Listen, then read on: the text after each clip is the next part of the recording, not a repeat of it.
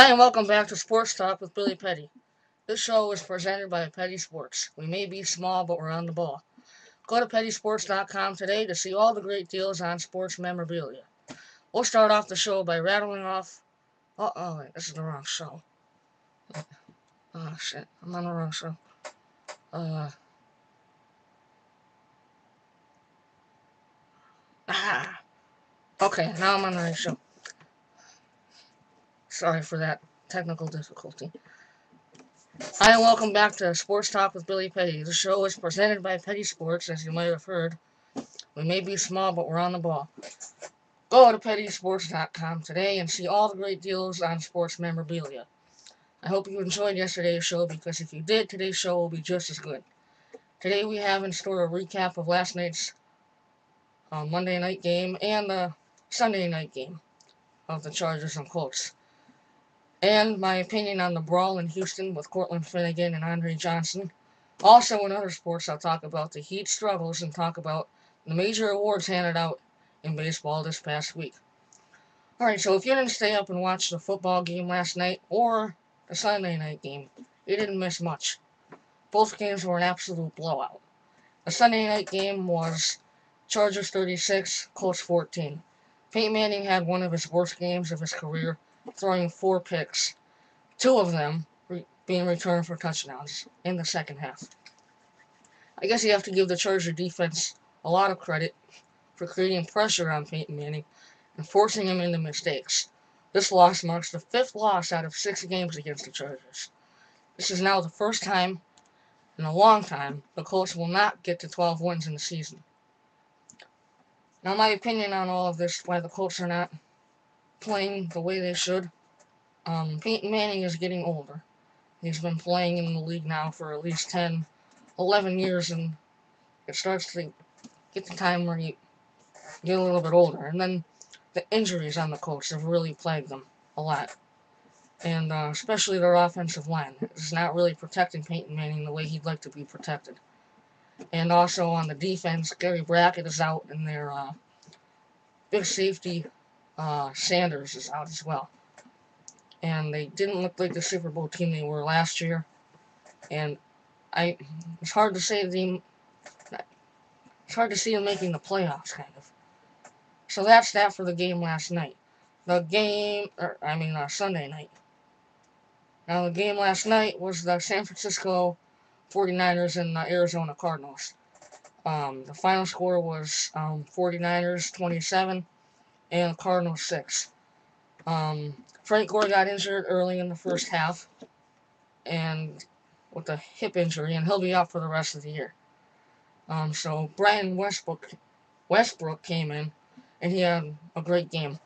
He said it himself that he wasn't done in the NFL, and he showed it last night. He's going to have to show it the rest of the year because the 49ers need him. And so you didn't miss much there if you didn't see those 2 games.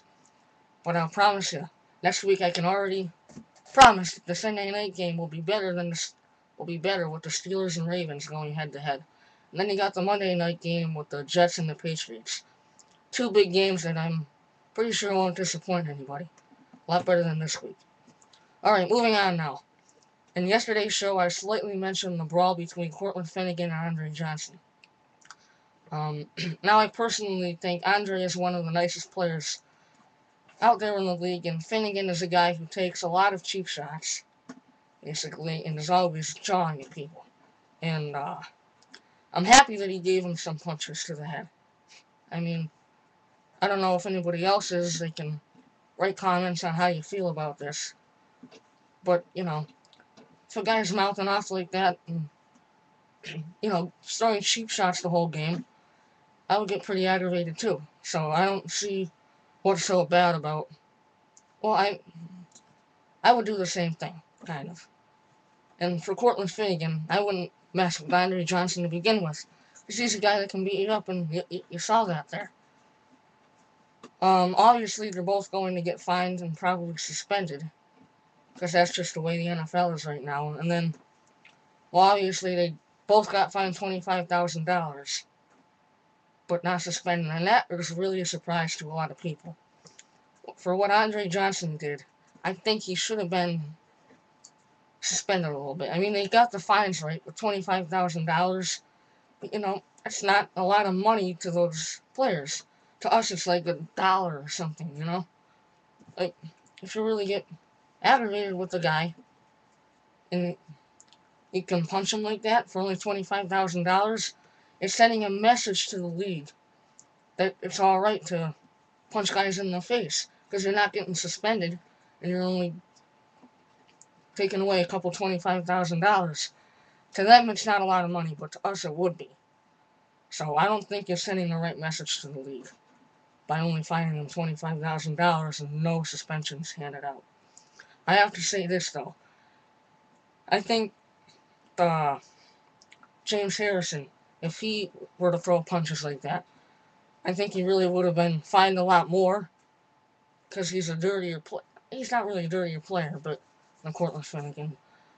But he's just had more history behind him. And I don't think that would be fair, but I think the NFL would fine him more and definitely would suspend him.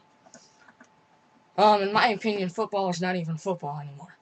If you lay one finger on the quarterback, you'll get flagged and fined. That's just ridiculous.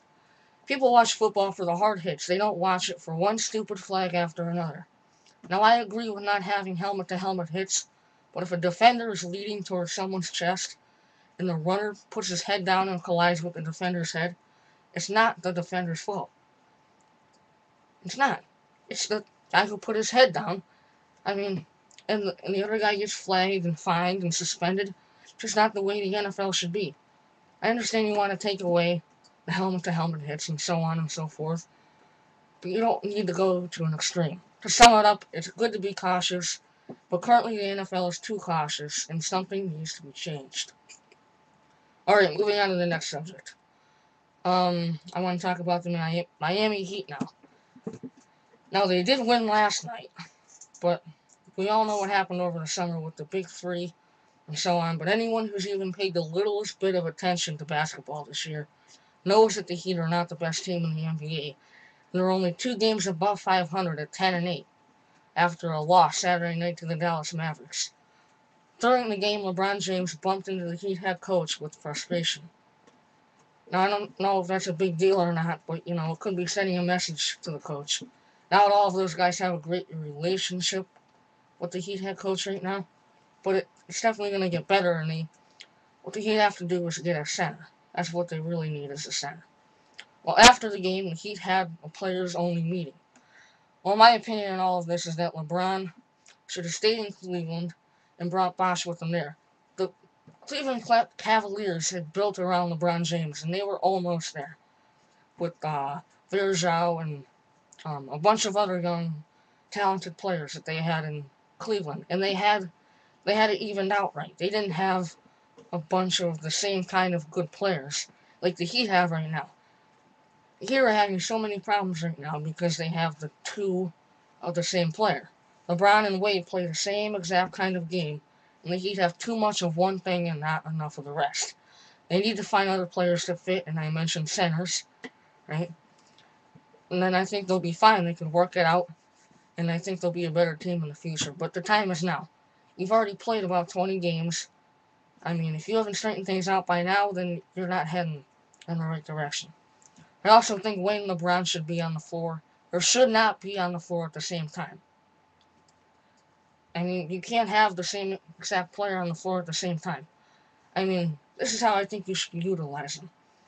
I mean, you start off with LeBron and stuff, and Wade and Bosh, but then during the course of the game, you rest them, and you switch them in and out. That way you have great players on the floor all the time, instead of having LeBron and Wade sit, and then all the backups come in. I don't really agree with that. Alright, so the last subject I want to talk about is the awards given out in baseball this past week.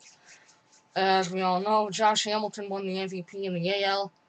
Joey Votto won it in the NL overwhelmingly against Albert Pujols.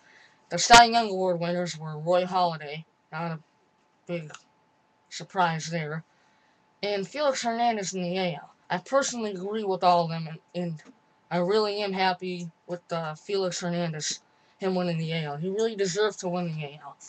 You cannot say that CC Sabathia deserved to win it. because the Cy Young Award goes to the best pitcher, not the most valuable pitcher. That's why you see the MVPs, all the MVPs there were in the playoffs. Josh Hamilton took his team to the World Series. And Joey Votto took the Reds to the playoffs.